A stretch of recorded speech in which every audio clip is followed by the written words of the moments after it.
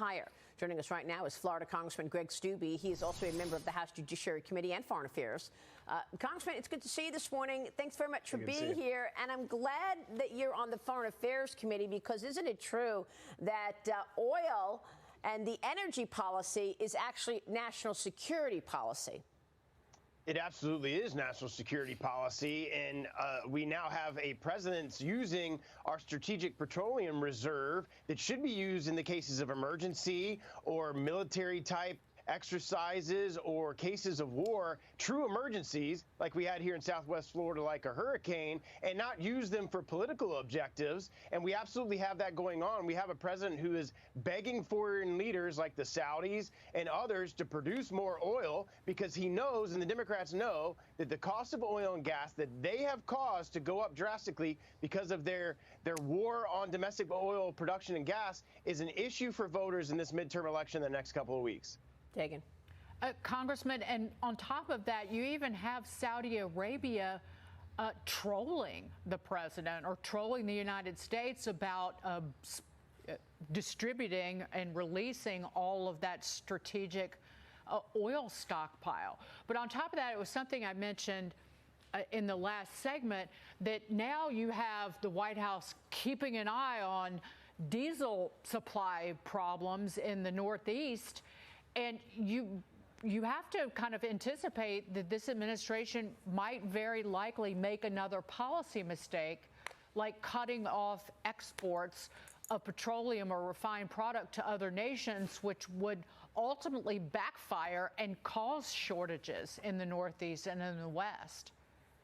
Yeah, it absolutely would do that. And it's a sad day in America where you have Saudi foreign ministers basically chiding our own president because they're calling them out for what everybody knows is happening. The decisions that they are making and have made have cut down the domestic production of oil and gas, basically shut it down. He said it when he was campaigning that he was going to do away with fossil fuels here in the United States, and it has hurt everyday Americans because of the price in oil and gas. And that is an underlying price that is leading to inflationary costs, because those products that are getting down here to Southwest Florida for hurricanes, for aluminum, for screen, for all the products that we're getting down here, not only is there inflation on that, but it takes diesel to drive those products down here to Southwest Florida and all across the country. So it adds on top of that inflationary aspect that we're seeing all across the country right now. Yeah, but Congressman, it's not just that. I mean, this whole climate change agenda is pushing business to China.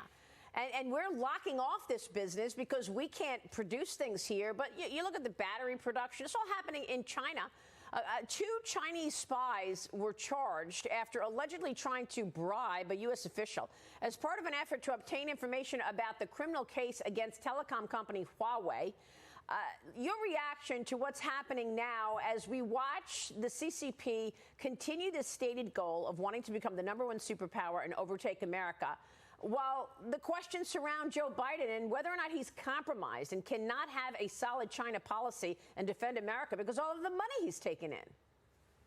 Yeah, absolutely. The Chinese Communist Party is the #1 national security threat to the United States. It's not Russia, it's the Chinese Communist Party. And we have an administration who's basically ignoring everything that they're doing because you have a president and the president's son that is completely compromised. Joe Biden's family has taken almost $1 billion, I think it's more than $1 billion in the companies that Hunter Biden was affiliated with, millions of dollars from the Chinese Communist Party. And you can't tell me that that doesn't corrupt your behavior in your decisions as it relates to foreign policy, as it specifically relates to the Chinese Communist Party. And the Americans know it. And when the Republicans get the majority back, we are absolutely going to do investigations on this so the American people can see the actual influence that the Chinese Communist Party has had on Biden, his family, and this administration. This is very dangerous, the things that we're talking about here, Congressman. We're going to keep a spotlight on it. Thanks very much. Greg Steube joining us this morning. Thanks for having me.